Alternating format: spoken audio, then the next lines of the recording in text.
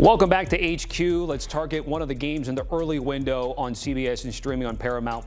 Bo Nix and the Broncos taking on the reigning champs, Jalen Hurts and the Eagles. Eagles undefeated this season, but not without a little bit of controversy, especially offensive side of the ball when it comes to A.J. Brown. Getting him the ball, getting him the targets. 125 since last season. Notable names that have had as many or more. No disrespect to these guys, but these guys aren't first-round fantasy draft guys in A.J. Brown.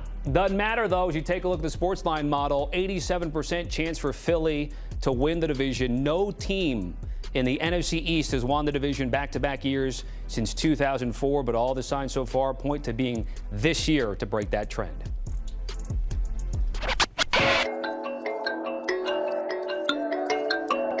Where is Saquon Barkley? The Eagles 24, the Cowboys 20. The win in the season opener in defense of their Super Bowl championship. Jalen Hurts is basically dead last in passing right now. This was not classic. It was not dazzling. But you know what it was?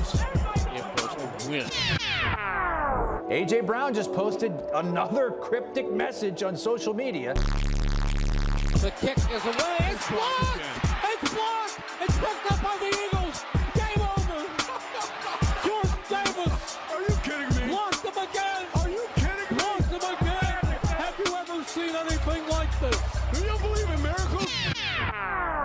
This team's been outgained in total yards every game this season. It's a win. It is a win. No matter what you want to say about it, the Eagles are still undefeated. You win or you lose. Continue to compliment each other and show up in these big moments, man. We're good for it. Win on three. 1, 2, 3. Win. These guys don't care. All they do is win. They have 100 yards. We won the game. Chill out with that. Let's break down this game and a few others with my good friend Ryan Wilson, calling his shot on a Friday to tell us what happens over the weekend. And we start things off with this Broncos and Eagles game. You're calling your shot, R-Dub. The Broncos are going to win and upset the undefeated Eagles on CBS. Hey, Tommy, good to see you, man. Yeah, let's go with that direction. And look, I know the Broncos have been up and down, and they played their homecoming game and absolutely demolished the Jake Browning Eagles last week. But we saw in that package coming in how inconsistent this Eagles team has been. I think Jalen Hurts' remarks at the very end of that package where he said we're winning football games is important to keep in mind. But I do wonder if we're going to see this team take some strides in the wrong direction. And by that, I mean they found ways to win ugly, mostly on special teams and defense. And this time around, going up against Sean Payton and Bo Nix. We have to give Bo Nix credit and that remarkable defense with Vance Joseph as the defensive coordinator. If they're going to be a little too much to handle for an Eagles team that just has so much going on in a post-Kellen Moore world. We've seen that in years past when Shane Steichen left and the offense was a little up and down the subsequent year. But I think the concerns with the offense starts with Saquon, starts with Jalen Hurts' ability to throw the ball consistently. It starts with the injuries, and it continues with the uneven play from one half to the next. On the other side of the ball, when you look at the Denver Broncos, that defense is getting after it. They blitz more than any other defense in the NFL, Tommy. And Jalen Hurts under pressure is not quite as good as when he has time to throw the ball. And then, of course, the A.J. Brown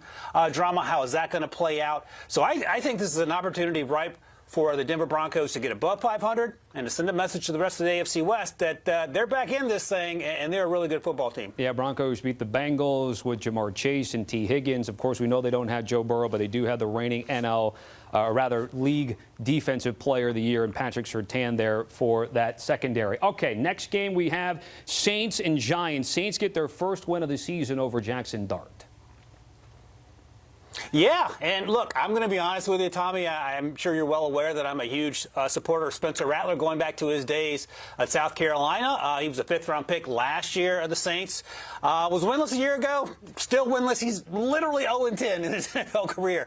But the Saints aren't losing this year because of him. They have a lot of holes in that roster, but Chris Olave is emerging as a special talent. They have Alvin Kamara, who's doing his thing. Kendra Miller's doing his thing as well. And while I know that Giants defense is lights out when they get after him, pin their ears back as an edge rushing group, I think Spencer Rattler, who has just one interception this year, Tommy, he's been taking care of the football extremely well. I think he's going to outlast Jaxson Dart. Now, Jaxson Dart got his first win a week ago in his very first NFL start. But if we're being honest with ourselves, we saw Brian Daboll rely on the run with Jaxson Dart and the running backs, of course, Cam Scatterboo. And he didn't ask Jaxson to do a lot with his arm. It was a little frenetic at times, and that's okay as a rookie quarterback. But I think Spencer Rattler is miles ahead of where Jaxson Dart is as a passer, and I think that's finally going to pay off. Not only this year for the Saints getting their first win, but for Spencer Rattler getting his first win in a season and a half of work. Yeah, interesting 3-week stretch for the Saints where they got blown out against Seattle, played well against Buffalo, albeit in a loss, and now you're saying they're going to get their first win of the season against Jaxson Dart, who got his first start and win against the Chargers, who were previously 3-0. Fellow rookie quarterback Dillon Gabriel gets the start for the Browns against the Vikings, this one over in London, and you think Dillon Gabriel is going to get his first win in his first try this weekend? Yeah, no J.J. McCarthy. He's still on the shelf, so that means Carson Wentz is running it back for a third time. The Vikings lost last week in Dublin to the Steelers, and the Steelers did as good a job as you will see of neutralizing that Brian Flores defense. Now, there's a huge chasm between Aaron Rodgers and the amount of years he's played and Dillon Gabriel, who's played exactly 0 NFL minutes in a regular season game. That said, that Browns defense is better than the Vikings defense, and this could literally be a 8-9 game, Tommy. I'm not sure how you get to 8, but there's a possibility that it happens. And I think it's going to be all about the defenses and then minimizing mistakes on the offense. We saw Carson Wentz under pressure a week ago, and he made some mistakes. Dillon Gabriel, by way of Kevin Stefanski, who has a great track record with young quarterbacks, it's going to be run the ball with Quinshon Judkins, and then it's going to be play action, and then it's going to be get the ball out of his hands quickly. The leading pass receiver on this team, Tommy, is rookie tight end Harold Fannin Jr. So look for him to target the tight ends, lean on the running game, and let Myles Garrett and company do the rest. And I think they come out of there with a win, and the under is going to be almost certainly less than 20 points. You already called the predictions with that part, too. I like that. It's almost like the double calling a shot with the extra shot from Ryan Wilson. Last thing to talk about here is a game where both teams really need a win, given the expectations coming into the season. Texans and Ravens. In fantasy, Ryan, it's Woody Marks season. You scouted this guy. What anticipation and expectation do you have for him? Yeah, Woody Marks was a lot of fun to watch coming out of USC, Tommy, because he could clearly run the ball. But he was great as a pass catcher, and that versatility is translated. He got more carries last week, saw more snaps last week than Nick Chubb for the first time all season. I think that's going to continue. And it's crazy to think that the Ravens could be a get-right game for anyone in the year of our Lord 2025. But here we are. The Texans finally won last week in that shutout over the Titans. The Ravens, Week 4, Tommy, they had 50% of their starters playing who started in Week 1. That's how injured and banged up they are. I think Woody Marks has a chance to go double up his current rush total through 4 games. He's at 113 so far. He might get 113 in this game alone, not because the Ravens are a bad football team, but because they're trotting out guys like you and me who they just signed up the street to play defensive tackle and edge rusher, and it's going to be a long slog for a Ravens team that had such high hopes, a month ago. And I think this is a turning point for Texans outfit that was winless up until 6 days ago. If you are correct, Texans will still have to keep pace with the Colts and the Jaguars. But again, everything and everybody coming into the season really liked Houston in the division. There is still time, and it could be Woody Marks season. Ryan Wilson calling his shots here on a Friday to see what things are like on Sunday. 3 games in the early window, doubleheader at 4 or 5 Eastern on CBS and streaming on Paramount Plus Sunday. And speaking of Sunday, make sure you catch the NFL Today Plus, the only pregame streaming show that's out there, starting at 10 a.m. Eastern. Amanda Guerra leading the way with our Kyle Long, Antonio Pierce, and Matt Ryan. Also, check them on the live YouTube stream.